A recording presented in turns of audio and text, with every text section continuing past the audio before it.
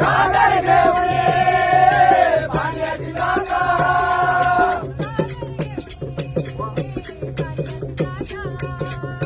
घागर घेऊन ये पाण्याची जाता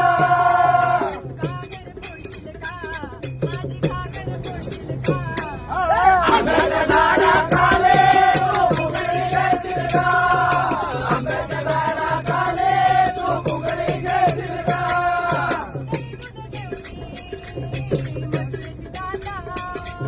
दही दूध घेऊन ये मथुरेची दाता